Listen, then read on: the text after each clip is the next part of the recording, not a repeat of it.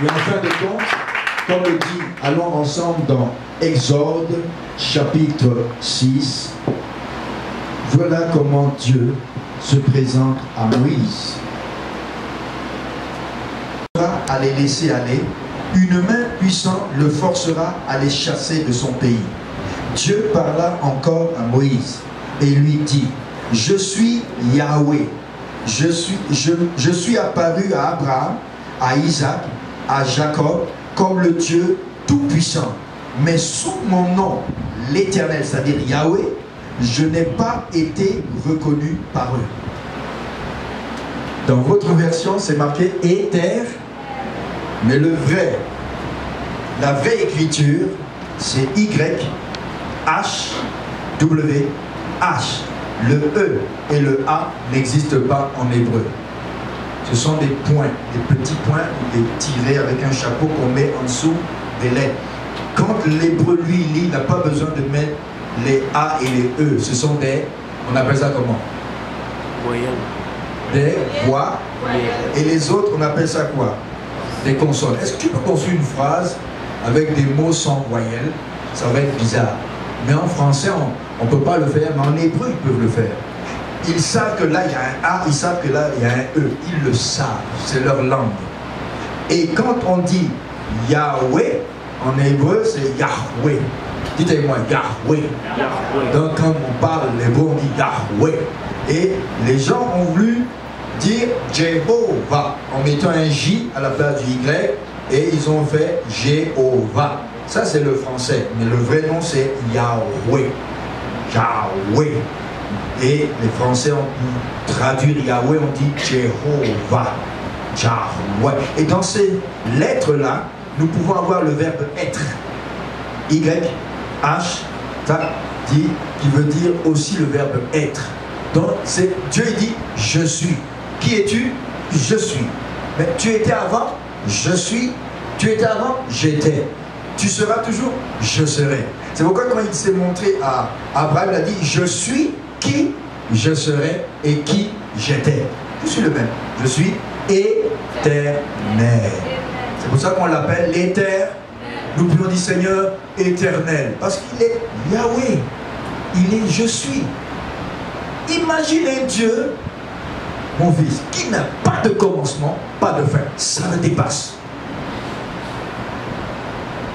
Il n'a ni début, ni fin. Comment il a été créé, lui-même, il le sait. Puisqu'il est créateur, il ne peut être créé.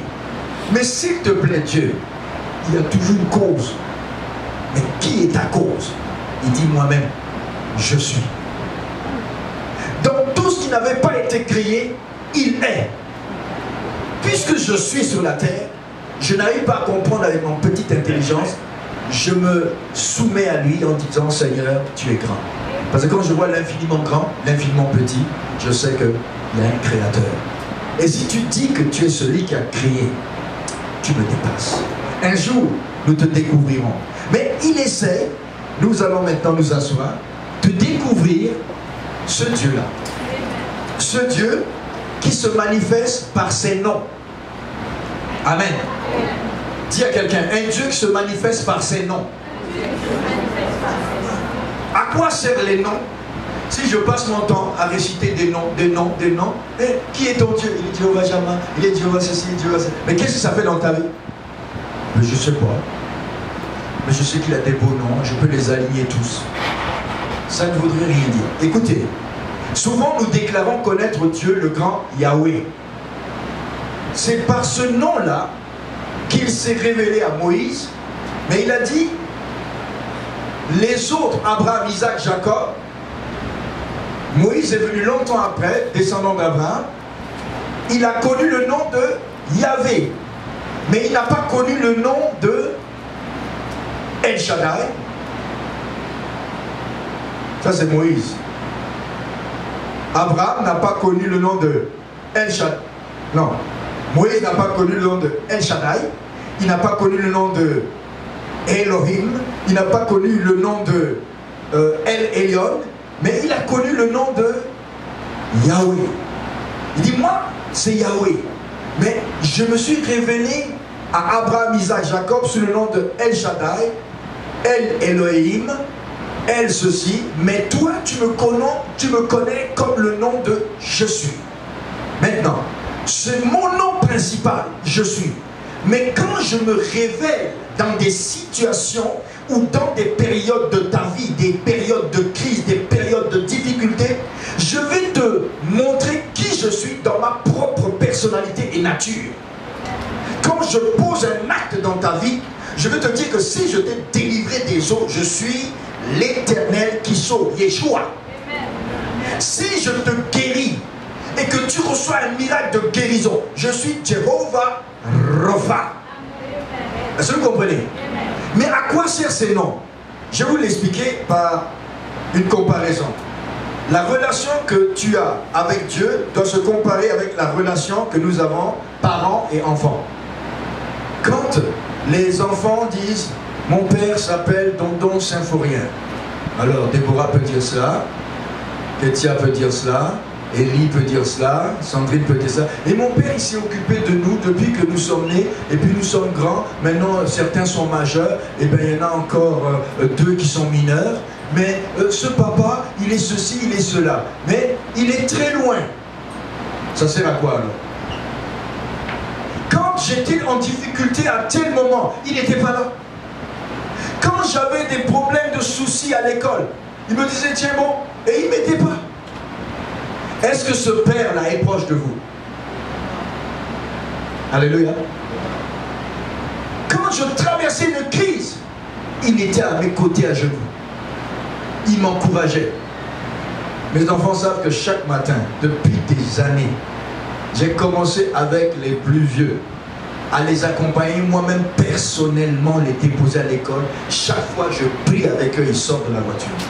Et celui qui en avait le plus besoin cette année, c'était John et Shekina. Il fallait que je leur montre qu'avec maman, si elle n'est pas debout, mon fils, tu réussiras. Tu as des difficultés en français, tu as des difficultés en arithmétique, mais je sais une chose, le Dieu que nous servons, le Dieu de ton papa, te donnera le succès. Et là, il est pompé, et j'ai vu des exploits dans leur vie, et particulièrement celui qui avait commencé l'année très mal, qui était John. Il a fini avec succès 100%.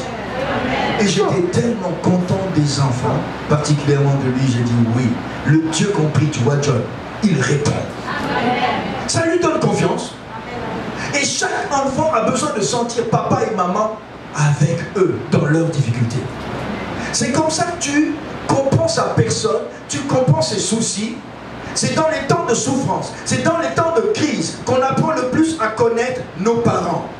C'est dans les temps de souffrance qu'ils découvrent notre caractère, notre nature de parent. Sinon, il est un parent de nom.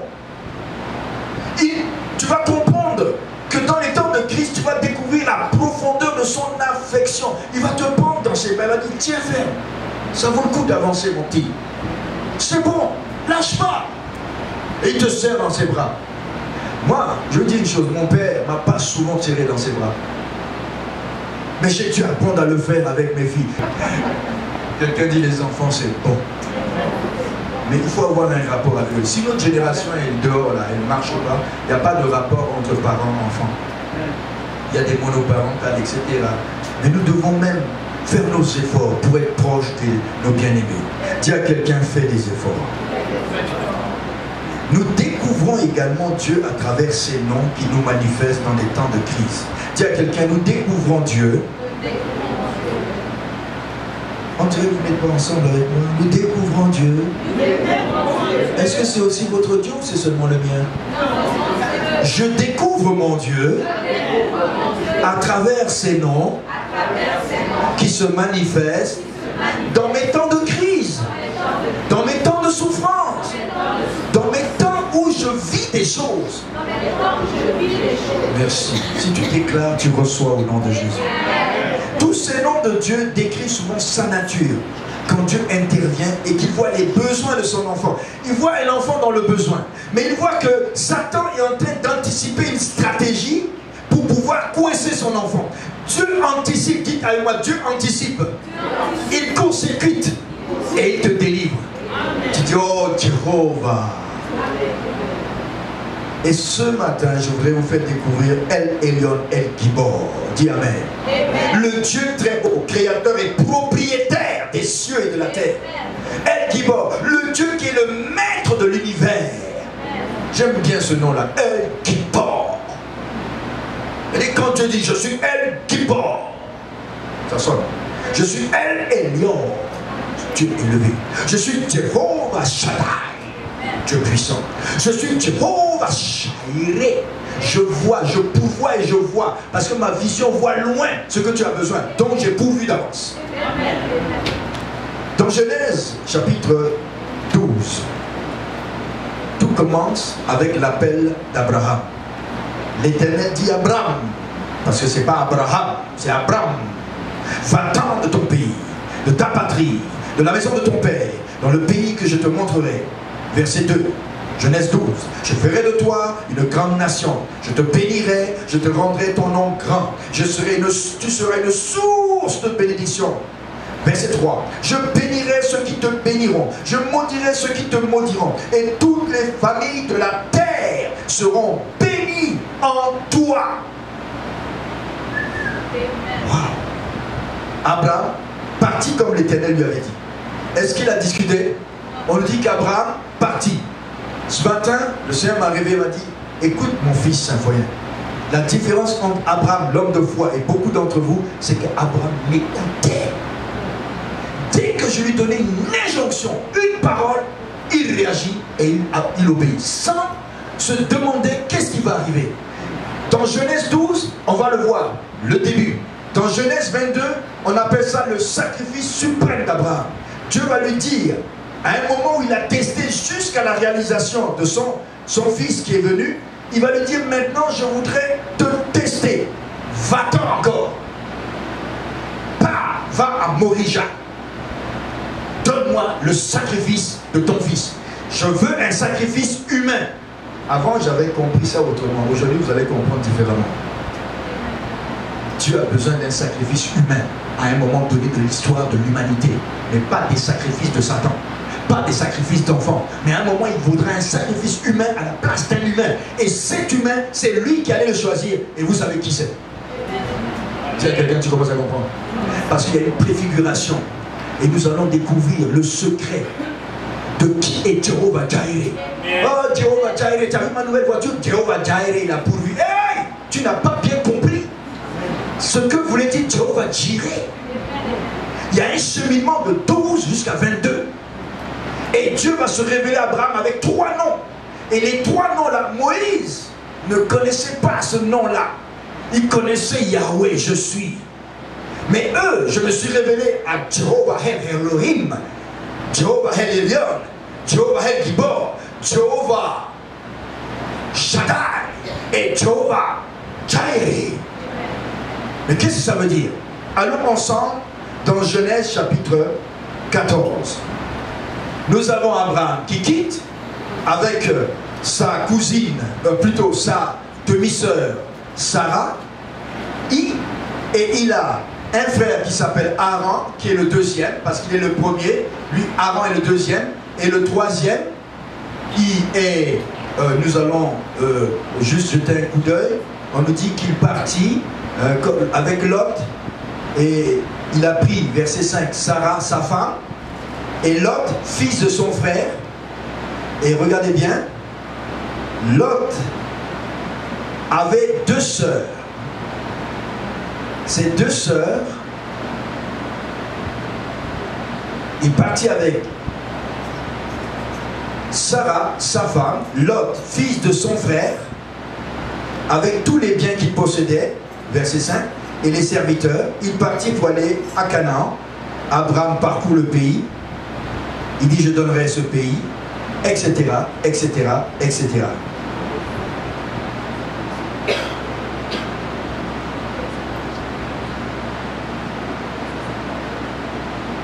Et ce que je cherche dans le passage, c'est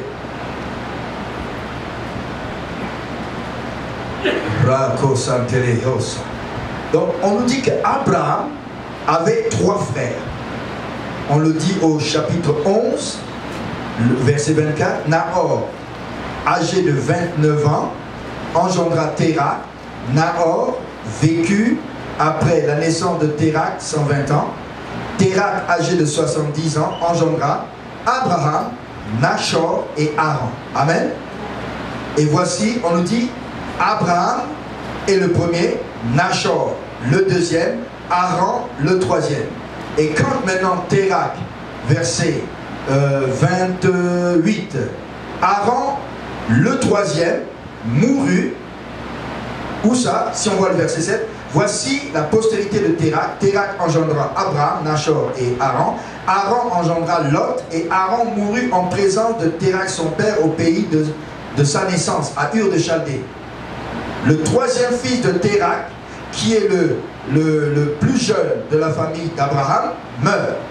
Abraham et Nahor restent en vie. Ils prennent des femmes. Le nom de la femme d'Abraham s'appelle, verset 29, Sarai, et le nom de la femme de Nachor s'appelle Milka.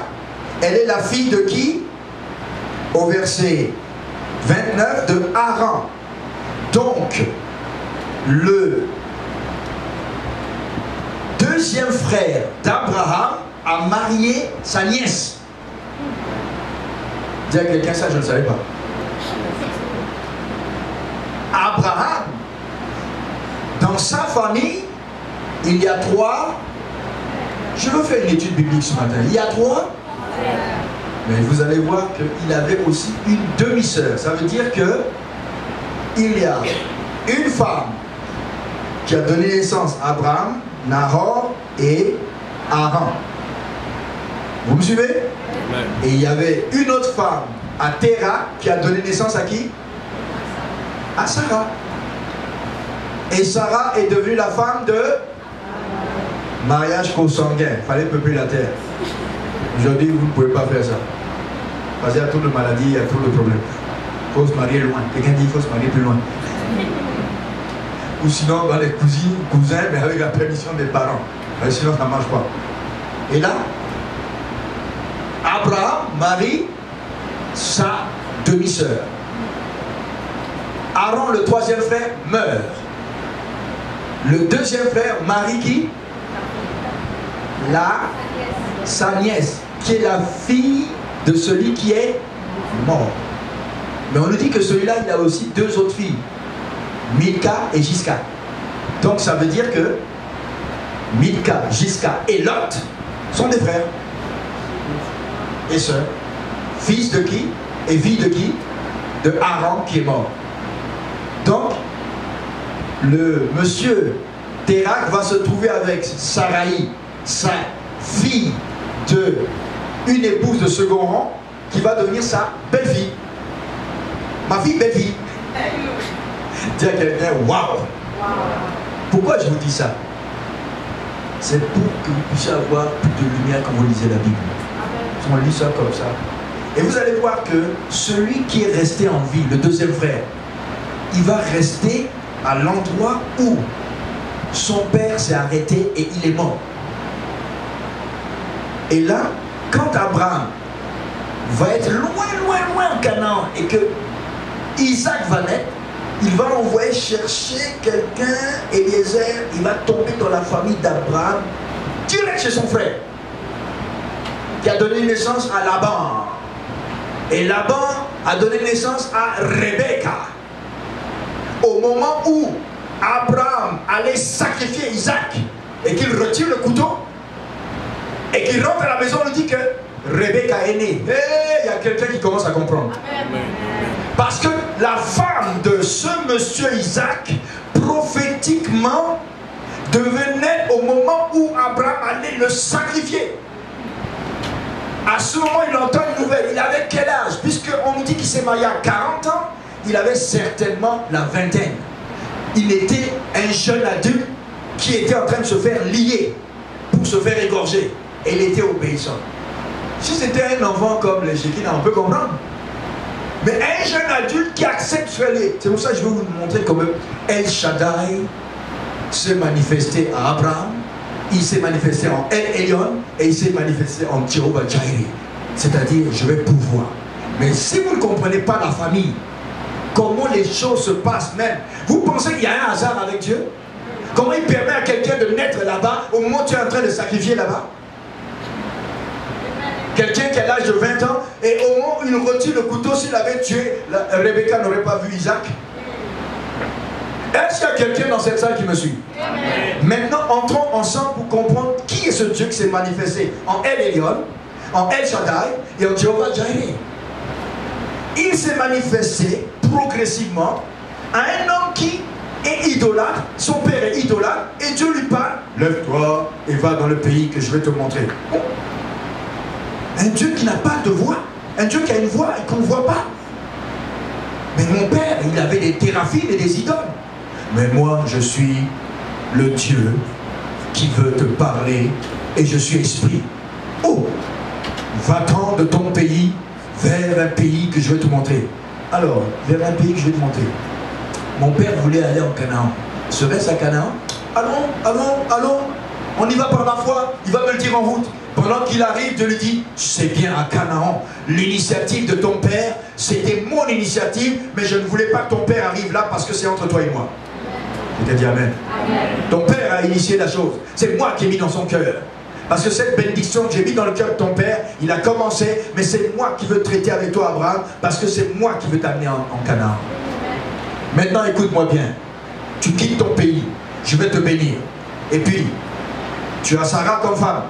Je vais vous bénir et vous donner des enfants qui vont bénir les nations. Abraham avait quel âge? 75 ans. Et on nous dit qu'Abraham, verset chapitre 12, chapitre 13, il est monté en Égypte, on a failli prendre sa femme. Voyez-vous, quand une femme t'est destinée, le diable joue avec. Genèse 13, on a failli prendre sa femme. Genèse 18, il va recevoir la visite de 3 anges qui lui confirment dans Genèse 17 que ce nom sera Isaac. Genèse 18, l'ange de l'Éternel vient avec 2 anges. Et lui confirme, après un bon repas, il dit, oh, tu m'as béni, l'onction de prophétie va sortir. Rabakos opéré. L'année prochaine, tu auras un enfant. Et ils ont rigolé. Et là, Genèse 18, quelqu'un dit Genèse 18, prophétie. Genèse 19, destruction de Sodome. Est-ce que vous me suivez? Est-ce que vous me suivez? Quelqu'un dit étude biblique. Genèse 20, Abraham a l'idée de passer à Guérar. Il vient de recevoir la visite des anges. Hein? Maintenant, qui? Le roi de Guérar regarde Sarah qui a 90 ans, il fait comme ça. À 90 ans, elle est encore désirable. Le roi d'Égypte a voulu la prendre parce qu'elle était très belle. À 90 ans, même encore, le roi de Guérar la regarde, on vend sa beauté. Abraham, tu as des problèmes. Hey, quand vous mariez une belle femme, hey, David, attention, hein? Surveille bien ta femme. Amen. Quand votre mari, votre femme que vous avez beau et belle, sera un sujet de convoitise. Même si tu es prophète comme Abraham, je suis prophète, on ne va pas la toucher. Eh, dis-lui, attention. Il y aura toujours des candidats pour s'exercer. Moi, vous voyez là, j'ai été guéri de la jalousie. Oh. Maman, quand elle était dans sa jeunesse, quelqu'un dit dans sa jeunesse, même depuis les fiançailles, il y a un frère qui voulait me rumbater. Pourtant, il sait que je suis un pasteur. Il dit, toi là, attends. Parce que vous savez, les femmes, quand elles font un sourire, l'autre dit, hey, elle m'aime. Oh, tu vois, elle m'a souri. Dis-lui sans effet. C'est le sourire de frère et de soeur. Tu as vu comment elle m'a salué? Elle dit, elle est fiancée. Mais non. Peut-être elle n'aime pas, je vais quand même tenter. Et dis-lui, attention. Même fiancé, même marié, on doit se protéger par la révélation de Dieu. Maman savait qui elle était et je savais qui j'étais. Quand tu ne sais pas qui tu es, c'est là que tu commets des bêtises. Tu commets des bêtises. Quand je suis arrivé ici, elle m'a donné une révélation. Quelqu'un dit une révélation. Elle était là-bas avec 4 enfants. Et elle me dit, papa, tu as la clé. Je dis, la clé de quoi? Mais la clé, c'est toi seul qui peux ouvrir, c'est toi seul qui a fermé et tu es parti en voyage. Elle me dit, amen. Amen.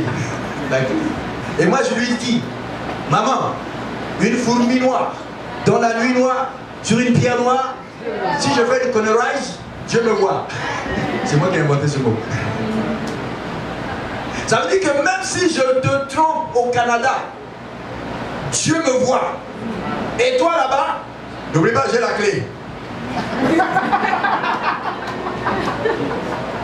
Alors que l'homme de Dieu est en train de faire du ministère, la femme vient se mettre au milieu d'eux. En plein. Il ne peut plus rien faire. Oh. Regarde la jalousie. Il espionne même. Hey, je t'ai vu. Dis-lui, il y a un problème. Il faut aller voir le pasteur. Quelqu'un dit une fourmi noire. Sur une pierre noire. Dans la nuit noire, Dieu la voit. Et si tu es fidèle, sache que l'un ou l'autre, vous avez la clé. Amen. Il n'y a pas beaucoup de réactions. Hein? Genèse maintenant, 13, on a failli prendre sa femme. Si, écoutez bien, si le roi de Guérar avait pris Sarah, il l'avait gardée, et il l'avait touchée, quelqu'un dit touché, Isaac ne serait pas né. Est-ce que vous comprenez comment Dieu veille sur ses promesses? Mais au moment où il allait la toucher, la nuit, quelqu'un dit la nuit, Dieu est venu dans le rêve, il est descendu dans le rêve, il dit échoue. Tu touches, il s'est réveillé, il a transpiré, il dit Abraham, appelez-moi Abraham. Et Dieu lui a dit dans le rêve, c'est un prophète, touche pas à sa femme. Oh, il y a une onction ici. Amen. Pourquoi tu as peur? Avec permission. Alléluia. Non, je vous dis que si vous savez qui est Dieu, Dieu a protégé Sarah parce qu'il voulait que ce soit de elle que Isaac sorte. Et Sarah n'avait pas compris un moment dans Genèse 16, elle dit, de toute façon, Dieu a dit, bon, là c'est là qu'on en vient maintenant en El Elyon. Sarah n'avait pas compris qui était le Dieu qui était en relation avec son mari. Elle doit elle aussi le connaître. C'est pour ça que Sarah, à un moment, elle a laissé sa place à Agar. Agar a failli prendre sa bénédiction. Mais Dieu a rattrapé les choses. Mais aujourd'hui, les Arabes et les Israélites, ils ont des problèmes à cause de cette erreur. Dis à quelqu'un, ne laisse pas quelqu'un prendre ta bénédiction. Et des fois on s'amuse, hein. À une bénédiction, on s'amuse avec ça, comme ça, puis tu comprends ce que je veux dire, non? Quand quelqu'un est destiné à quelqu'un, et après tu peux regretter, tu le vois devenir quelqu'un, tu regrettes. Tu comprends ce que je veux dire? Tu regrettes toute ta vie. C'est pourquoi, mon fils, si Dieu t'a fait ce choix le 13 août, parce que les gens ils comprennent pas ce que Dieu veut dans leur vie. Dieu veille sur la femme de ta vie, il veille sur l'homme de ta vie. Et quand tu es connecté, vous êtes tous les deux connectés, personne ne va vous toucher. Il va même se révéler dans un rêve pour menacer. C'est parce qu'on n'a pas confiance en El Elyon. C'est pour ça que je vais vous découvrir qui est El Elyon. El Elyon, maintenant, Abraham, dans un état de crise où les richesses, finalement il a été chez le roi d'Égypte et il a été tellement béni. Il est béni en troupeau, en or et en argent. Lisez 13, vous allez voir. Il est tellement béni à cause de ce mensonge, demi-mensonge que Sarah et sa demi-sœur, le roi d'Égypte l'a béni. Vous savez comment Dieu nous bénit, hein? Vraiment, il y a des fois, on ne mérite pas. Mais Dieu nous bénit pareil. Et Abraham, sous le sang, est devenu riche grâce à Sarah, à cause d'un demi et demi-vérité. Et là, il est obligé de se séparer de l'autre tellement ils ont de la richesse. Et on arrive dans Genèse chapitre 14 maintenant. Dans le temps où Amraphel, roi de Shinéa, on nous dit qu'il y a 4 rois qui vont faire la guerre, 5 rois qui vont faire la guerre à 4 rois. Qui sont ces rois? C'est des alliés. Il y a le roi de Shinéa, d'Éla, Et puis il y a les rois de Sodome et de Gomorrhe et d'autres rois. Ils sont 5 avec le roi de Sodome contre 4. Quelqu'un dit 5 contre 4. Ils sont restés 13 années sous la couverture de Kedorlaomer et ils ont dit la 14e année, on ne veut plus de toi. Et là l'autre il part maintenant faire la guerre à Sodome et Gomorrhe pour les tenir toujours sous sa vassalité. Et eux ils refusent. Mais pendant la guerre, quelqu'un dit pendant la guerre, le roi de Sodome et de Gomorrhe, ils ont fui. Des gens, ils sont 5 rois contre 4 rois. Le roi de Sodome et de Gomorrhe, eux, ils ne savent rien faire que l'immoralité. Dès qu'ils voient la bataille, ils fuient. Les 2 rois ont fui et sont tombés dans un puits de bitume. Ils sont restés cachés. Maintenant arrive une nouvelle à Abraham. On a pris les biens de Sodome, on a pris les richesses, et je vous dis une chose, ça pesait de l'or. Ce que Abraham a ramené là, c'est terrible. Lisez l'histoire. Et Abraham est parti, on nous dit, quand il a entendu qu'on a pris Lot. Lui, c'est juste Lot. Mon frère est pris. Il a pris 318. Vous savez, les guerres de l'Éternel, c'est avec un petit nombre. Gédéon prend 300 guerriers. 100, avec des lampes, des torches à l'intérieur. La nuit. Abraham prend 318. On nous dit que c'est 318 là. Il va affronter une confédération de plus de milliers de personnes. Est-ce que c'est possible? C'est El Elyon. Et je veux que vous puissiez lire l'histoire, parce que si je prends le temps de lire, on dit qu'il a pris la nouvelle. Il scella son armée, Abraham, avec 318, quelqu'un dit 318, de ces hommes entraînés et formés dans l'art de faire la guerre. Ils sont seulement 318, mais ce sont des véritables défenseurs d'Abraham. Ils savent comment, quand il y a des razzias, des voleurs, ils savent protéger Abraham. 318 nés dans sa maison. Ils ont parcouru 200 km pour rattraper. Hey, ils ont été jusqu'à plus loin que Montréal. Et ils ont battu les envahisseurs. Et ils ont ramené. Je ne sais pas comment ils ont fait avec 318 frères germains. Devant 10 000 personnes. Ça me fait penser la guerre de Gédéon et la guerre des 300 à l'époque des Grecs. Comment quand des divinités sont derrière, il y a des... Parce que les Grecs, là, ils avaient des démons derrière eux, hein, quand ils faisaient leur guerre. C'était des guerriers, nés guerre. Les Romains sont inspirés de leur bataille. Mais on nous dit que 318, il y a un film, ils résistent aux Perses dans une brèche. Ils ont des techniques de combat. Vous savez, quand Dieu, même les païens, est avec eux, ils vont marquer l'histoire. Mais là, ce sont des croyants. 318, ils sortent la nuit, ils ravagent des milliers de gens et ils récupèrent Lot et toutes les richesses et ils ramènent ça. Quand ils reviennent maintenant, quelqu'un dit quand ils reviennent, Abraham, verset 17, après être revenu vainqueur, quelqu'un dit après être revenu vainqueur de Kedorlaomer et des rois qui étaient avec lui, le roi de Sodome sortit. Quelqu'un dit sortit. Vous savez, il sort de son trou maintenant.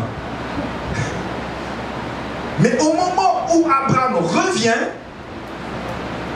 il va rencontrer 2 rois. Le premier roi, c'est Melchizedek. Et le deuxième roi, c'est Béla. Ce roi, son nom veut dire excellence. Melchizedek, ça veut dire roi de justice. Et il est aussi roi de paix. Et il est le roi de la ville de Jérusalem. Et on nous dit qu'il n'a pas de commencement, il n'a pas de fin. Dès qu'il a apparu à Abraham, après il a disparu. Tu pouvais le chercher dans la région, on ne sait plus où il est. C'est un mystérieux roi qui apparaît et il se présente à Abraham. Et dès qu'il se présente à Abraham, il dit à Abraham. Il dit à Abraham. Je suis en train de réveiller l'esprit de quelqu'un. Il dit à Abraham. Allez ensemble. Amen. Il dit à Abraham, béni soit Dieu qui t'a donné la victoire sur tes ennemis. Béni soit El Elyon, le Dieu dont je suis le sacrificateur. Lui, Abraham, avait reçu la révélation de un autre Dieu. Il dit, mais qui es-tu toi? Je suis le sacrificateur du Dieu très haut. Je m'appelle Melchizedek, Dieu, le roi de justice. Et je suis dans la ville de Jérusalem. Et je veux que tu saches que cette victoire appartient à El Elyon qui t'a béni. Pourtant, ce Abraham avait déjà été révélé que moi, Dieu, je vais te bénir. Mais là, Dieu est en train de lui dire, tu veux connaître mon premier nom? Je m'appelle El Elyon. Et cet homme-là qui est en train de te parler, c'est mon envoyé. Et là, Abraham reçoit une révélation de ce Dieu. Ah, c'est lui qui m'a donné la victoire. D'accord. Maintenant arrive le roi qui est de Sodome. Quand le roi Melchizedek arrive, il a une double identité. Quelqu'un dit double identité. La première, il est roi. La deuxième, il est sacrificateur. Quelqu'un dit il est roi, il est sacrificateur. En tant que roi, quand Abraham est venu, dès qu'il a dit je suis sacrificateur, et c'est grâce à mon Dieu que tu as eu la bataille. Qu'est-ce qu'il fait? Tout de suite, de tout le butin, il sort un dixième et il donne à ce roi. Comme les rois à l'époque, quand ils te protègent, tu leur payes des tribus. Et la dîme était comme, merci pour ta protection, roi. Moi, je suis comme un vassal. Voilà la dîme. Tous les gens qui sont sous un roi donnent un tribut à tous les rois. C'est obligatoire, parce que le roi avec son armée te protège. Et le sacrificateur se disait, c'est moi qui suis le sacrificateur de ce Dieu-là. Son armée invisible, avec 318, c'est lui qui t'a donné la victoire. C'est impossible, Abraham. Et Abraham dit, oui, c'est vrai. Il prend la dîme et il donne comme un tribut, en reconnaissance de la protection de cette armée derrière ce roi-là. C'est l'Éternel, El Elyon. Quelqu'un dit El Elyon. Il dit, je suis roi aussi. Il lui donne la dîme. Mais je suis sacrificateur. Et parce que je suis sacrificateur, je veux faire une alliance avec toi. Regarde, je te donne du pain et du vin. Symbole de l'alliance quand il y a un service de prêtrise. Avec toi, je fais une alliance. Tu bois le vin et on mange le pain ensemble. Et là, on est alliés maintenant. Tu es d'accord? Oui. Je suis allié avec ton Dieu. Elle est... Est-ce qu'on est ensemble? Je vous explique quelque chose de très profond pour vous compreniez comment Dieu interviendra dans votre vie. Et là, il s'en va. Il a rencontré le premier, il rencontre le deuxième roi. Quelqu'un dit le deuxième roi. Ce roi-là est le roi de Sodome qui avait fui. Quand il a vu qu'Abraham a gagné, il se présente. Oh non, pour moi non, c'est pas comme ça. Je te demande rien, moi. Pas de dîme, pas d'offrande. Prends tout. Et donne-moi les âmes. Moi, ce que je veux, c'est les âmes des gens. C'est en quelque sorte, prends tout, mais donne-moi ton âme. Si tu te prosternes et m'adores, je te donnerai. Vous avez entendu le son de la voix? Quand vous avez été sauvé, dites à quelqu'un, quand j'ai été sauvé, j'ai été délivré. Dieu m'a permis de récupérer tous mes biens. Comme Abraham a récupéré tous les biens que Satan a volés. L'ennemi a volé toutes les richesses. Quand Dieu est intervenu, il t'a redonné ton identité. Il t'a redonné les bénédictions. Maintenant, comme Abraham, pendant que tu progresses, à un moment tu as un choix à faire. Entre qui tu vas servir. Vas-tu servir le roi du monde représenté par qui? Sodome et Gomorrhe. Ou alors tu vas servir le roi qui vient de nulle part. Il est au ciel et sur la terre. Il n'a ni commencement ni fin. Mais il a un représentant sur la terre qui s'appelle Melchizedek. Et aujourd'hui c'est Jésus-Christ. Melchizedek, ce nom apparaît 3 fois dans la Bible. Il apparaît à l'époque où il rencontre Abraham. Ensuite, 1000 ans plus tard, quelqu'un dit 1000 ans plus tard, dans le livre du psaume 110, ça fait 1000 ans. On dit, David dit, il y a un Messie qui viendra et il sera sacrificateur selon le même ordre, pas d'Aaron, mais de Melchizedek. Et il s'appellera le lion de la tribu de Juda. Lui, il n'est pas dans la lignée d'Aaron. 1000 ans plus tard, 1000 ans encore plus tard, on tombe dans ans, ça fait 2000 ans. On parle encore de lui lorsque dans Hébreu, on nous dit, vous savez qui? À qui Abraham a payé la dîme? On va le lire ensemble. Et les gens s'amusent avec l'offrande de la dîme. Hébreu 7. Vous savez à qui il a payé la dîme? Les gens ne savaient pas. Hein? Vous savez que c'était à Jésus lui-même, dans ses premières apparitions, le Messie apparaissait. L'ange de l'Éternel. Il prenait la figure qu'il voulait. Il a pris la figure de Melchizedek, il a apparu, il a disparu. Et là, dans Hébreu 7, on nous dit verset 7, verset 6, verset 4, pardon. Considérez combien est grand celui auquel le patriarche Abraham donna la dîme du butin. Ceux des fils de Lévi qui exercent le sacerdoce ont d'après la loi l'ordre de lever la dîme sur le peuple, c'est-à-dire sur leurs frères, qui cependant sont issus des reins d'Abraham. Et pourtant, Lévi est descendant de qui? Abraham, Isaac, Jacob, les 12 tribus, et Lévi est le 4e. Regardez, il y a 3 générations après Abraham. Après Abraham, il y a Isaac. Après Isaac, il y a Jacob. Jacob, il y a les 12 tribus. Et dans les 12 tribus, il y a un qui est au 4e position, il s'appelle Lévi. Et Dieu va le choisir pour être un sacrificateur. Amen. Et quand Abraham est venu et qu'il a prélevé la dîme, quelqu'un dit prélever la dîme. Prélever la dîme. Il a donné à quelqu'un qui était supérieur à lui. Regardez ce qui est dit au verset 7. Or, c'est sans contredit l'inférieur qui est béni par le supérieur. Donc, il continue de dire, quand il donnait ses dîmes, oh, Yakabarosofa, écoutez bien, il a donné à quelqu'un qui n'est pas mortel comme les Lévites, mais à quelqu'un on ne sait pas d'où il vient, et il n'a ni mort, il n'a ni naissance, on ne sait pas comment il est né, mais on sait qu'il est éternel. C'est pourquoi Jésus ne peut pas venir dans la lignée des Lévites, ils sont mortels. Alors pour que sa lignée soit éternelle, il fallait un symbole. Et on a dit c'est Melchizedek, le symbole parfait. D'où il vient on ne sait pas, où il a été après on ne sait pas, mais on sait une chose, c'est quelqu'un de grand, parce que puisque Abraham se met en dessous de sa main, c'est-à-dire qu'Abraham est inférieur, et lui, puisqu'il a béni, c'est lui qui est supérieur. Amen. Regardez la suite.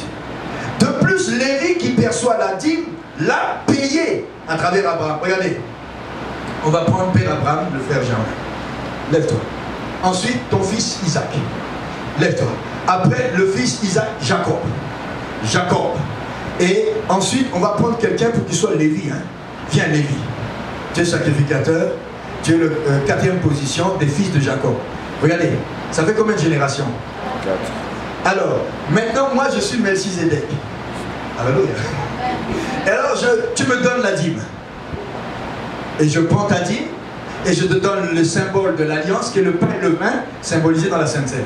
Et puis, il se met à genoux, et puis Abraham le bénit. Quand il a béni Abraham, il a béni qui? Isaac. Il a béni qui? Jacob. Il a béni qui?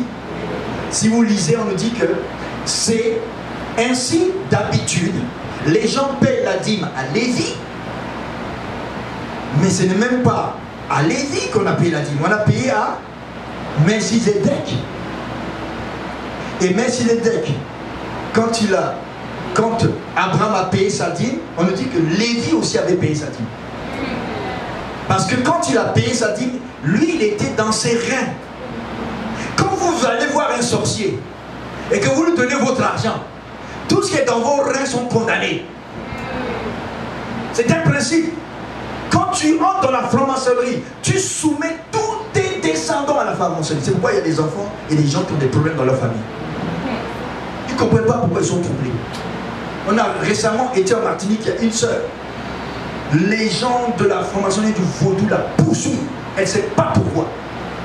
Quand on lui a fait découvrir la vérité, on a chassé le démon. Amen.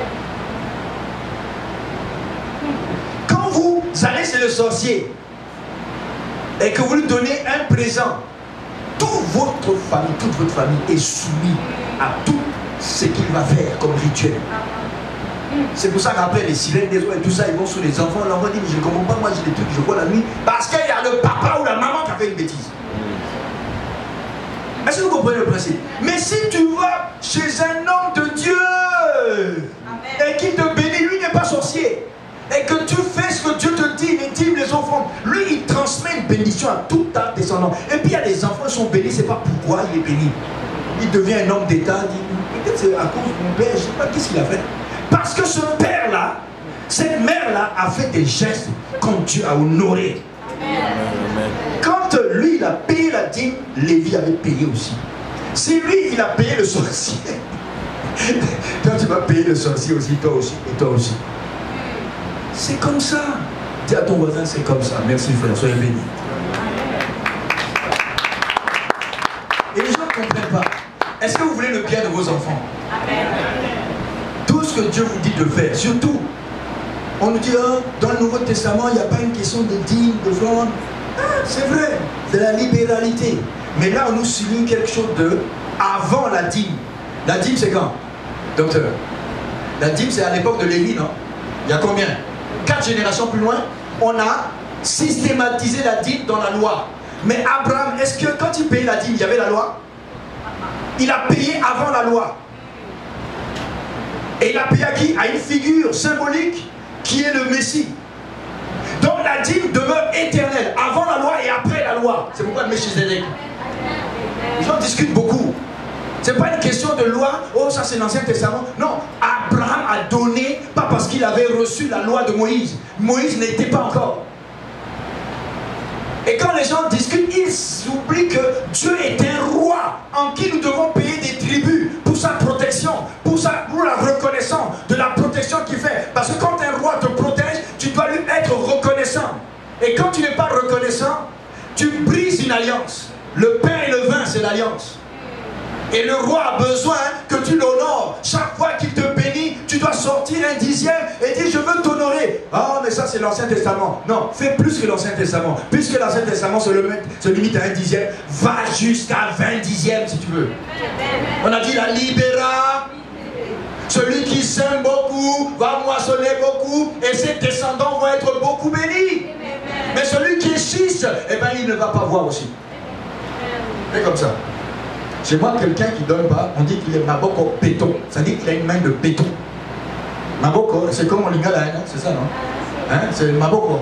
C'est-à-dire la main. C'est-à-dire que tu as du mal. Il faut qu'on tape dessus pour que tu le relâches. Une main de béton. Regardez, le chrétien a une main élevée vers le ciel, il reçoit. Et il a une main qui va vers Dieu et il donne. Mais il y en a qui reçoivent et quand ça arrive ici, ils bloquent le système. Blocus, embargo. Dis à quelqu'un, ce n'est pas, c'est un principe. Dis à quelqu'un, c'est un principe. Abraham avait compris ça, n'est-ce pas? Mais qu'est-ce que Sodome était en train de dire? Non! Garde tout! Moi je suis pas comme ça. L'autre c'est un voleur. Garde tout! D'ailleurs tu as pris déjà un dixième, c'est pas bon. C'était à moi ces choses. Avec moi, tu gardes tout, mais je veux les âmes. Donne-moi l'âme. L'âme, là, c'est ce qui m'intéresse. Moi, le roi Béra, je veux l'âme des gens. Parce que moi, à Sodome, il y a une immoralité que je cultive. À Sodome. Et vous savez, je me suis posé la question. Pourquoi, vers Germain, une ville, Genèse 14, qui devait être détruite en Genèse 19, Dieu n'a pas laissé Abraham. Abraham, laisse ces gens tranquilles. C'est des sodomites. Laisse qu'on les prenne et qu'on les amène loin. C'est réglé. La ville de Sodome n'existera plus. Dieu a dit, s'ils partent loin, ils vont être des missionnaires. Toute l'immoralité, la corruption, ils vont aller dispatcher dans le monde. Dieu a dit, je vais arrêter ça maintenant. Ils n'iront pas comme les missionnaires de Satan. Satan a envoyé l'armée pour chercher les sodomites, les gomorréens dans cette région, pour en faire des esclaves et pour être des missionnaires dans la région. Et Dieu qui a vu ça, il a dit, si je laisse ça, je ne pourrai pas les juger dans Genèse 19. Abraham, donc il y a ton fils là qui est parti, va le récupérer en même temps, récupère-moi tous ces gens là. Parce que dans Genèse 19, je vais envoyer mon feu sur eux. Et je vais arrêter ça là. La plaie, immoralité va s'arrêter. Est-ce que vous comprenez? Quand Dieu veut faire quelque chose, parfois on ne comprend pas. Il dit, mais c'est bien, ils sont partis, ouf! Les sodomites sont partis au loin, ouf, gloire à Dieu. Non! Il faut que je les juge dans Genèse 19. Donc on va me les chercher. C'est le plan plan de Dieu, ce n'est pas le plan de Dieu. C'était le plan du diable pour faire du dispatch. Il y a des choses que Dieu voit pas bien. Et il arrête ça tout de suite. Il y a des choses qu'il permet. Allô? Amen. Et là, Abraham a ramené. Quelqu'un dit Alléluia. Dit le plan de Dieu. Parce qu'il s'appelle Elion. Il voit tout. Il dit, eux là, s'ils vont là-bas, regarde-moi tous les dégâts et immoralité qu'ils vont faire. Déjà à Sodome et Gomorrhe, ça ne va pas. Mais là, ils vont être missionnaires. Yo, yo, yo, Satan, je t'arrête. Sans effet. Amen. Et vous savez, le roi là, il voulait seulement les âmes. Parce que c'est un messager du diable. Et Dieu a arrêté cela. Et là, Abraham a eu une révélation. Quelqu'un dit Abraham a eu une révélation. Le nom de Béra veut dire excellence. Le nom de Melchizedek veut dire roi de justice. Quand tu te trouves devant le roi du monde et le roi de l'univers, tu as devant toi les Melchizedek, tu as devant toi les Béra. Eux, ils vont te dire, je suis excellence. Si tu te prosternes et m'adores, je vais tout te donner. Serve-moi seulement, donne-moi les âmes. Mais tu as un choix après tes victoires, soit de servir Dieu, le roi, avec Melchizedek, soit de servir Sodome. Et vous savez comment les gens servent facilement Sodome et Gomorrhe? Par le système de ce monde qui les zappe et les... Et ils ne savent pas. Si tu te prosternes et m'adores, hein, tu ne vas pas le voir comme ça, mais il va te happer tout doucement. Au niveau de ta vie spirituelle, du travail, tu vas être tellement occupé, tu n'as plus de vie pour Dieu. Et là, Béra, il est content. Je te donne tout. Et en plus, donne pas ta dîme, c'est une perte de temps. Sers-moi. Mais tu fais un choix. Quelqu'un dit, je fais un choix. Je choisis de servir le roi Melchizedek, de lui donner la dîme de reconnaissance, de traiter une alliance avec lui. Et Abraham a dit, non, tu ne pourras pas dire demain que tu m'auras enrichi. Moi, c'est l'honneur de Dieu qui m'intéresse. Et le roi de Salem m'a révélé qui est celui qui m'a béni, qui est celui qui m'a donné la victoire. Ce n'est pas toi. Toi, tu peux garder tes richesses. Demain, j'en aurai encore. D'ailleurs, quand j'étais en Égypte, j'en ai déjà eu. Et vous allez voir qu'Abraham a été encore béni plus tard. Et c'est pour ça, allons ensemble dans Genèse chapitre 15. Voyez-vous comment la dîme est importante aux yeux de l'Éternel. Il y a une alliance. Dis à ton voisin, il y a une alliance. Je suis en train de découvrir quelque chose. Il y a une alliance. Alléluia. Acclame Jésus, acclame Jésus. J'ai pas fini, j'ai pas fini. J'ai pas fini. Donnez-moi encore du temps. J'ai pas fini. Parce que cette révélation va t'ouvrir les yeux sur ce qui se passe dans ta vie et autour de toi et même dans l'église. Quand maintenant, il a quitté Béra, il a dit, toi là, non. Demain, tu vas pas dire que c'est le monde qui m'a enrichi. Parce que moi, ce qui m'intéresse, c'est l'honneur de Yahvé. C'est l'honneur de El Elyon. Et qui m'a ouvert les yeux? Melchizedek m'a dit que c'est le Dieu très haut qui m'a donné la victoire. Et c'est lui que je dois donner ma dîme. C'est lui que je dois servir tous les jours de ma vie. Toi, tu ne me tromperas pas. Tu peux garder tout ce que tu veux. Je prends juste l'ordre et je m'en vais. Quelqu'un dit 1 point à 0. Mais voici le deuxième point. Genèse 15. Quand il a dit ça, après ces événements, dites-moi, après ces événements, la parole de l'Éternel fut adressée à Abraham dans une vision. Dieu parle dans les visions, Azon. Et il lui dit, Abraham, ne crains point. C'est après quel événement? C'est après quel événement? Après la victoire. Il lui dit, hey, je te surveille depuis le ciel. Je te surveille, mon petit, depuis le ciel. Quand tu as choisi Melchizedek, j'ai dit, voilà, 1 à 0. Maintenant, il lui apparaît dans un rêve, il dit, je suis ta récompense. Je serai ta bénédiction. Ne t'inquiète pas, je suis avec toi. Tu as fait le bon choix. Continue. Mais Abraham dit, oui, tu t'appelles El Elyon, non? Le Dieu créateur, le Dieu puissant. Amen. Mais je n'ai pas d'enfant. Et deuxième point, je n'ai pas d'enfant. C'est vrai, tu m'as délivré. J'ai tout récupéré. Mais j'ai un problème encore. Quelqu'un dit, j'ai encore un problème. Oui, tu as réglé le problème, mais il y a un problème là qui me tient encore à cœur. Il y a toujours un autre problème. Et ce problème, c'est le majeur. J'ai pas d'enfant. Comment veux-tu que je me multiplie sur la terre? Il le sort dehors. Il dit, regarde les étoiles. Tu peux les compter? Non. C'est ça comme ça. Tu crois? Amen. Ok, il croit. Quelqu'un dit il croit. Mais il y a Genèse 16. Hein. Quelqu'un dit il y a Genèse 16.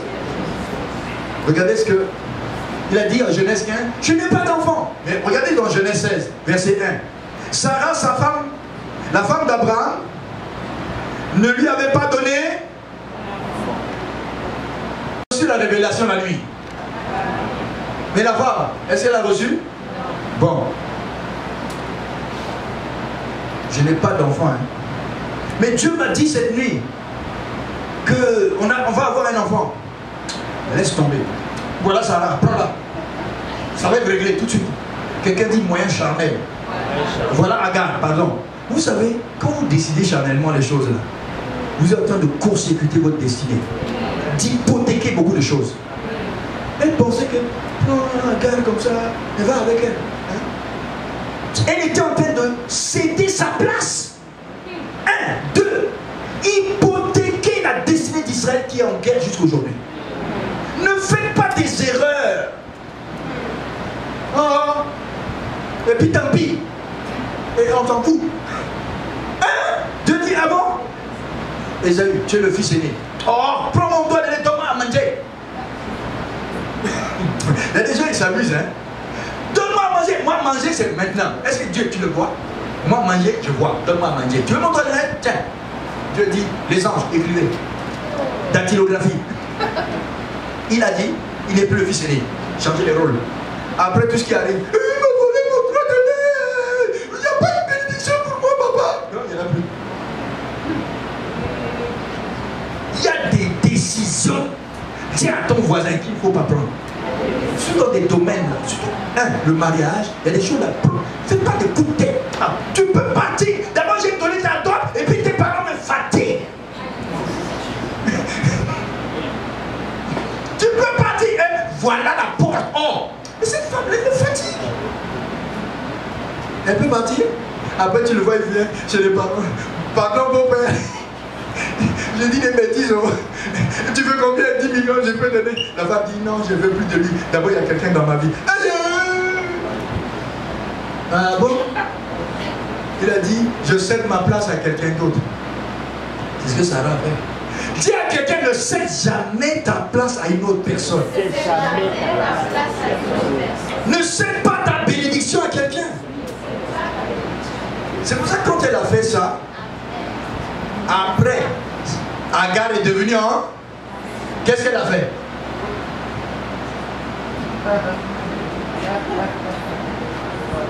Agar, va puiser l'eau. Je sais pas, tu sais. C'est Abraham. Abraham, oh. Je peux me reposer.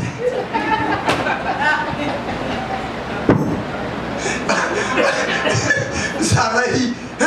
C'est quoi ça? Tu es esclave? Hein? Abraham dit, pardon. Moi, j'avais pas de problème. C'est toi qui as dit.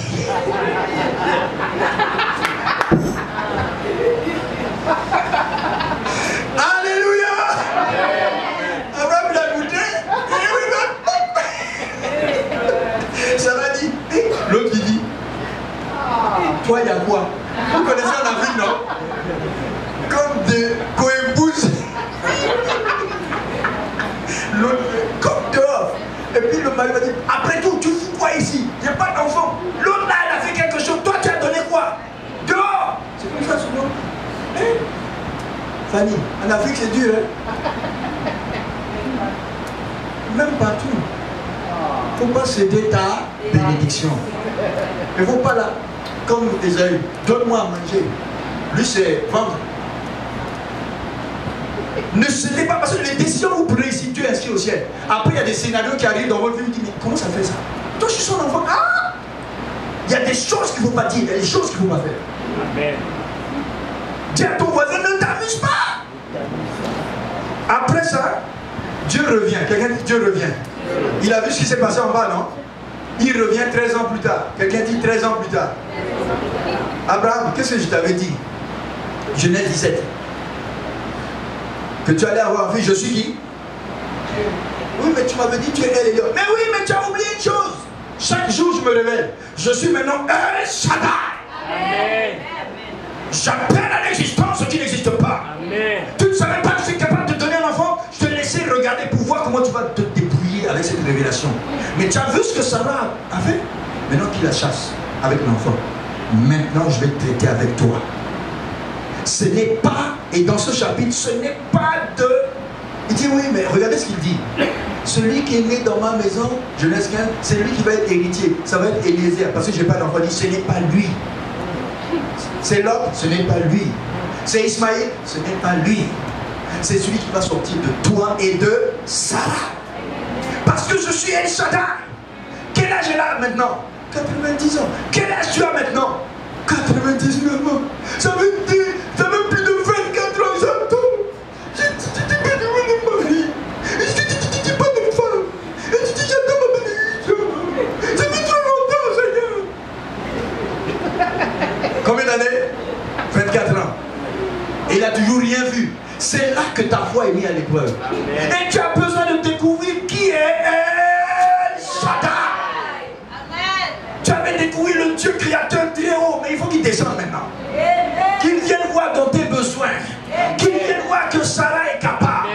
Et là, il va parler avec lui. Dans Genèse 17, il va lui dire, Abraham, je te rends père d'une multitude de nations. Tu vas faire sortir des rois. Et il va dire au verset 15, Dieu dit à Abraham, tu donneras plus à Sarah le nom de Sarai, elle va s'appeler Sarah. Sur Abraham, ta femme, je vais la bénir, elle deviendra des nations. Comment Dieu nous voit? Je suis El Shaddai. Abraham tomba la face contre la terre, et qu'est-ce qu'il a fait?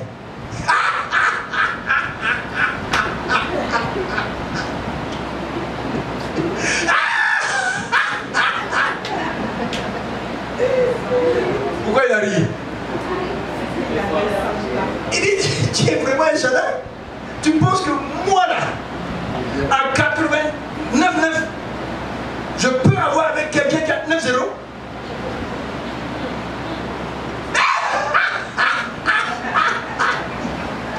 Ok, regardez la suite de l'histoire. Quelqu'un qui regarde la suite de l'histoire. Dieu, il comprend, hein? Dis à quelqu'un, Dieu, il comprend. Il nous voit, il te voit, tu ris, hein? Mais tu vas voir. Dieu dit, certainement Sarah, la femme, t'enfantera un fils et tu l'appelleras du nom de rire. Moi, ça me tout de rire. Abraham s'arrête de rire. Et puis Dieu commence à rire. Tu vas l'appeler comment? Et rire. À qui avait ri en premier? Abraham.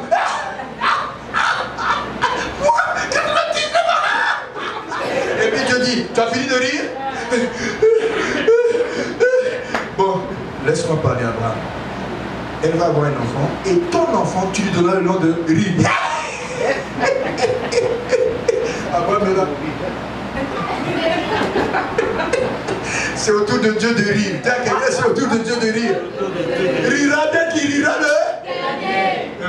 Dieu rit toujours en dernier. Tu ris, tu es fatigué. Après, dis bon, c'est à mon tour de rire. Je vais te démontrer ma puissance de El Shaddai. Amen. Et il a démontré. Et Isaac est venu au... Parce que le Dieu El Shaddai est vivant. Et maintenant, pour terminer, Genèse 22, puisque vous connaissez l'histoire jusqu'à comment Sarah était belle encore. Hein, quelqu'un dit Sarah est belle. Ne dites jamais, ah j'ai vieilli, ah ceci, ah il faut que je fasse comme les jeunes filles. Dis-toi une chose, la gloire que tu as là, même quand tu as une jeune d'hier ou un jeune d'hier, tu restes dans cette gloire. Et bien, il faut faire la compétition avec les jeunes. Oui, mais et tout c'est parce qu'ils ne veulent pas que les jeunes les dépassent. Non, dis-toi sans effet. Reste comme tu es. La gloire qui est sur toi là, il n'y a pas une jeune fille qui va venir voler ça. Parce qu'il y a des gens qui font la compétition. Ils disent, moi si je m'habille comme ça là, les gens vont me dépasser. Hein? Non, il n'y a pas de dépassement, il n'y a pas de compétissement. La gloire reste la gloire. Et la gloire, elle va de gloire en gloire. C'est pour ça que maman est toujours là. Il est bien le jeudi. Hein? Chaque fois qu'elle met quelque chose de beau, je prends la photo le dimanche.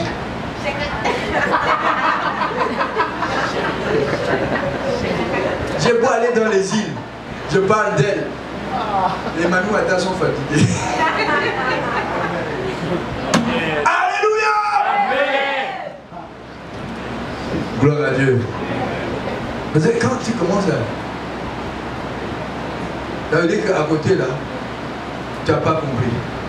La gloire va de gloire en gloire. Amen. Est-ce qu'on finit l'histoire? Est-ce que vous aimez l'histoire là? Est-ce que ça vous apprend quelque chose sur El Shaddai? Est-ce que Dieu peut rire de nous? Dis, je suis capable de te punir. Ris d'abord, mais moi je vais rire après. Et Dieu est venu, n'est-ce pas? Hein? Il va rire de nous. Et là il arrive, maintenant il a donné l'enfant, et l'enfant à la vingtaine. Quelqu'un dit l'enfant à la vingtaine. Vous lirez l'histoire à la maison, il dit, Dieu mit à Abraham à l'époque, dit, Abraham, me voici. Prends ton fils, ton unique, celui que tu es, et il précise, Isaac, pas Ismaël qui est parti. Hein. Prends ton fils, dites avec moi, prends ton fils. Celui que tu es. Ton fils unique. Parce que les autres sont partis. Isaac, oh, il a précisé le nom. Va me le sacrifier maintenant. Abraham, suivez-moi bien, c'est la fin de l'histoire. Va découvrir le Dieu qui s'appelle comment? Jéhovah.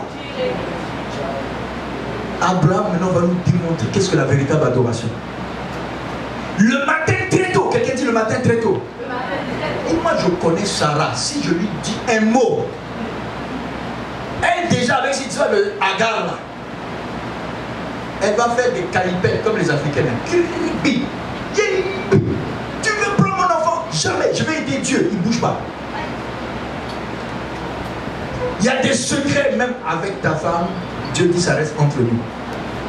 Parce qu'après tu vas lui révéler pourquoi je t'ai parlé ainsi. Mais il y a des fois si tu parles trop vite, le sentiment féminin va bloquer la révélation. C'est pour ça que des fois je mets du temps, je prie, qui sait à quel moment partager ça à ma femme. Mais comme je connais son niveau de spiritualité, il y a des choses que je peux partager tout de suite. Elle va bien prendre. Il y en a d'autres là. C'est vrai, il y a Dieu.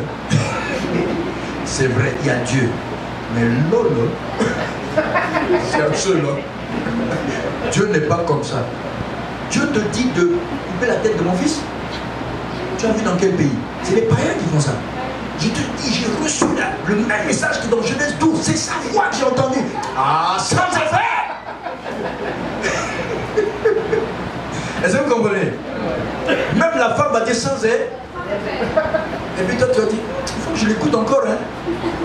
Abraham dit, je l'ai écouté une fois. Pas une fois, hein? Un fois. Quelqu'un dit un fois. Je ne veux pas l'écouter deux, un fois. Non, non, non. Il est parti très tôt. Sarah veut se lever. Où est Abraham? Ah, il a laissé des consignes, il est parti à Morija. Oh. Avec qui? Isaac. Qu'est-ce qu'il allait faire? Adorer son Dieu et faire un sacrifice. Il est parti comment? J'ai vu qu'il a pris un couteau. Quelqu'un dit qu'il a pris un couteau. Il a pris du bois, le bois du calvaire. Il a pris aussi 2 serviteurs. Bon, elle est rassurée. Mais il y a quoi encore? Il a pris une brebis. Je vois toutes les brebis sont là. Je ne sais pas, oh, il est parti sans brebis. La femme commence à transpirer. C'est quoi l'affaire? Quelqu'un dit c'est quoi l'affaire?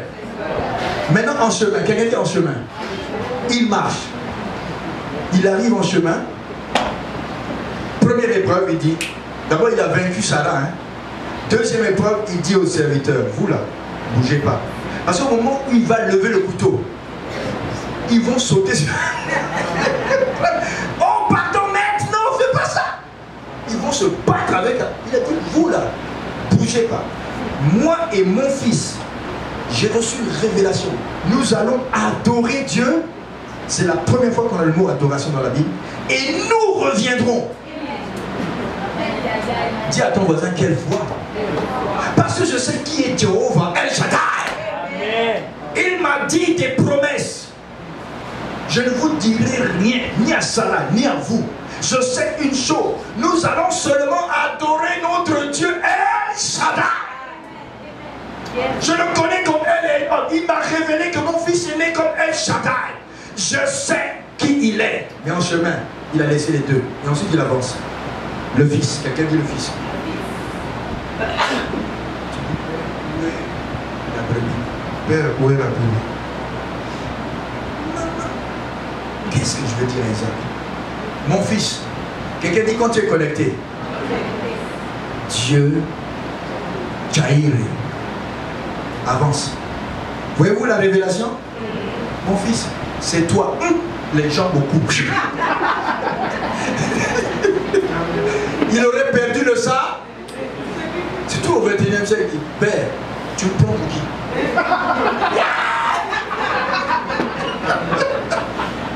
Il aurait commencé à taper sur Abraham. Coup tu tac, coup tu coûtes. Après le père Abraham, il rentre au village. C'est quoi qui s'est passé? Maman, papa là, il est passé. Alléluia. Quelqu'un comprend, version moderne? Est-ce que tu comprends ça? Kétia, est-ce que tu comprends l'histoire?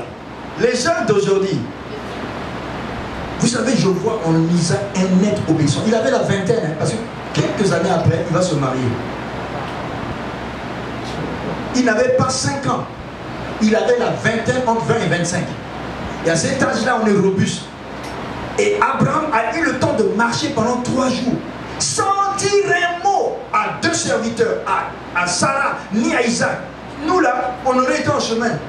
Vraiment, je ne comprends pas Dieu, hein. Serviteur, vous savez, j'ai reçu une révélation. Isaac, je vais vous partager mon cœur. Maintenant que Sarah est derrière. Vous savez, je sais Dieu, mais il y a des fois, je ne comprends pas trop ce qu'il fait. Et puis, on partage. Quelqu'un dit, et puis, on partage. On ne partage pas avec les bonnes personnes. Et on continue. Et puis. Oui, tu as raison. Faisons demi-tour, toi aussi. Oh oui, hein. Vous me comprenez? Dieu, tu vois, il me comprend. Est-ce que c'est la volonté de Dieu? Il n'a rien dit, ni aux 2 serviteurs, ni à Isaac. Pendant 3 jours de marche, il a eu le temps de faire 80 km, lui le vieillard, de faire une mort dans son âme, de méditer sur ce qu'il allait faire. Je vais tuer le petit, mais je vais servir Dieu. Je sais qu'il m'avait des promesses. Je ne dirai rien, je ne partagerai rien. Je serai muet et je vais me aller jusqu'au bout. Amen. Quelqu'un dit voilà l'onction. Et il arrive, il prend Isaac et il le ligature. Quelqu'un dit ligature. Il attache, le mot veut dire ligature, il attache les pieds. Les Juifs disent la ligature d'Isaac. Les chrétiens disent le sacrifice d'Isaac. Est-ce que Isaac a été sacrifié? Donc il faut enlever ce mot de votre langage. C'est la ligature, les Juifs nous ont dit en Israël. Nous n'avons pas vu un sacrifice parce qu'il a seulement attaché et au moment où il allait le tuer, là Dieu a dit je sais que tu me crains. Il a seulement été ligat. Donc ils disent dans leur livre la ligature, pas le sacrifice, parce que le sacrifice aurait été complet s'il était mort. Et là il y a une leçon pour nous. Je pose la question aux chrétiens de Shekinah, est-ce que Dieu aime les sacrifices humains? Non. En vérité? Non. Non. Parce qu'il n'y a aucun sacrifice humain qu'il a toléré dans l'Ancien Testament. Mais est-ce que Dieu veut aussi un sacrifice humain? Ça c'est une autre question. Oui. Réponse. Qui est pour le oui, lève la main. Oui. Ceux qui ont le oui, ils ont raison. Pourquoi? Parce qu'à un moment donné, il n'y a pas un chien qui peut remplacer un homme. On dit souvent dans Job, peau pour peau, âme pour âme. Donc pour que l'homme soit sauvé, Dieu un jour voudrait un sacrifice humain.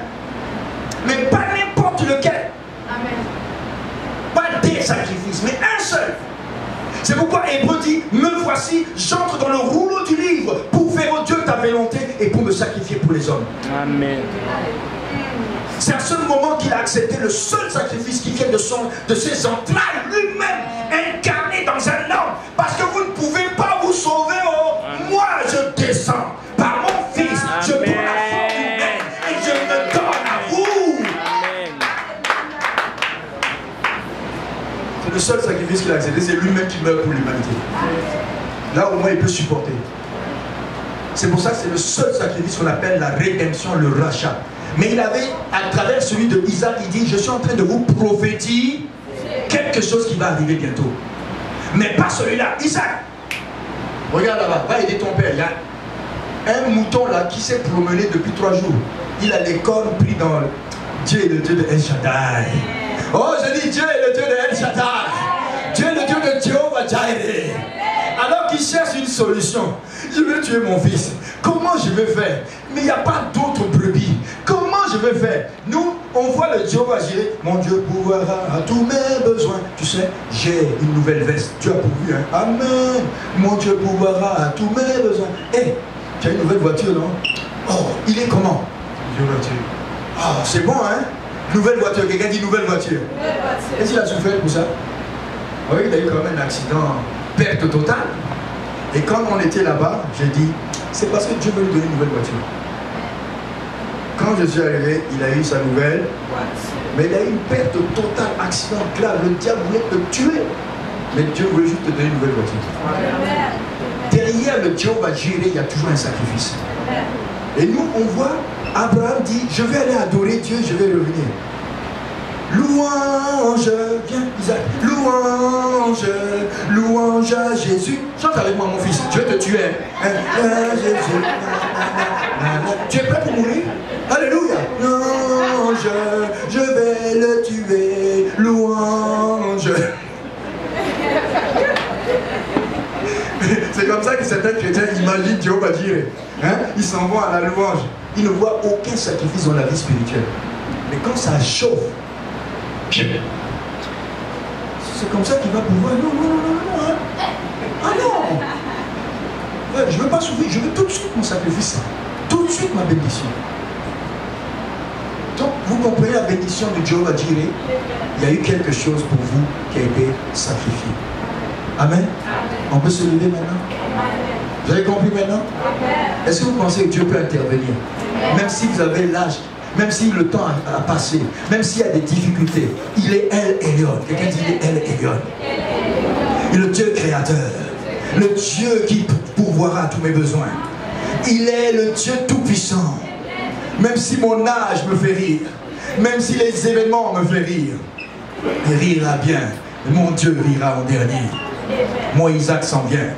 Commence à élever la voix et dire, Seigneur, je te remercie pour la révélation que tu me donnes ce matin de Jéhovah El Elyon El Gibor, maître créateur du ciel et de la terre, Dieu élevé. Tu es le Jéhovah Shaddai, le Dieu qui appelle à l'existence ce qui n'existe pas. Tu es le Jéhovah Jireh. Tu pourvoiras à tous mes besoins.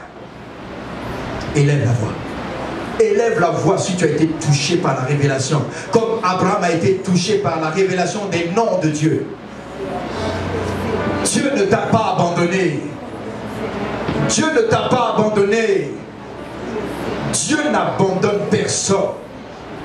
Dieu n'abandonne personne. Le temps peut passer.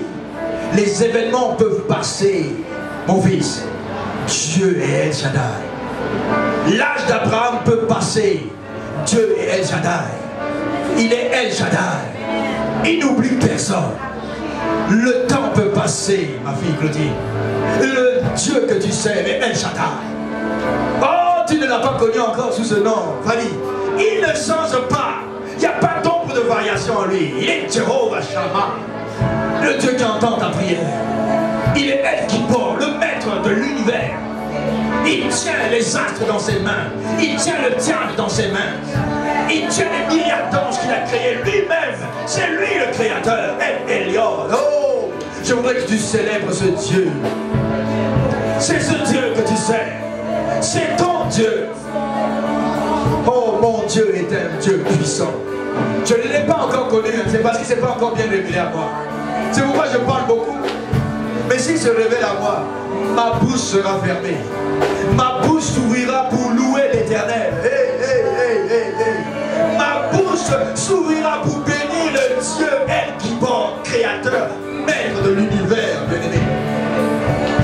Il est le Dieu qui est capable de tout. Wilson, le Dieu qui tient toutes choses dans ses mains. El Shaddai. Hey, quel nom merveilleux. Il pourvoira Jéhovah Jireh. Ton mariage sera un succès. Hey, hey, hey, hey. Le Dieu que tu sais, il sait toutes choses. Je veux que tu le découvres personnellement, frère. Ce n'est pas à moi de te le découvrir.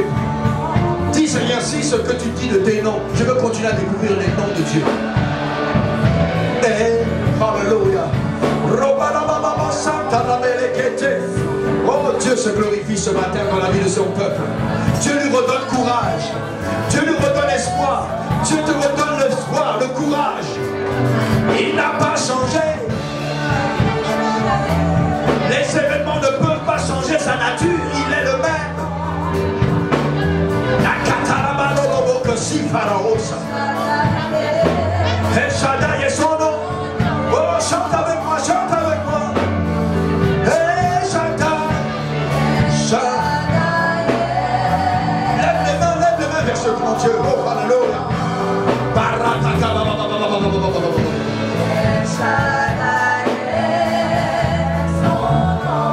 Il n'est pas limité par le temps, les circonstances et les événements. Non, non, non, non, non, non, non. Le Dieu d'Abraham. Même à 100 ans, même à 175 ans, il a encore eu des enfants. El Shaddai est son nom. Élève les mains, élève la voix, élève ton cœur. Chante El Shaddai.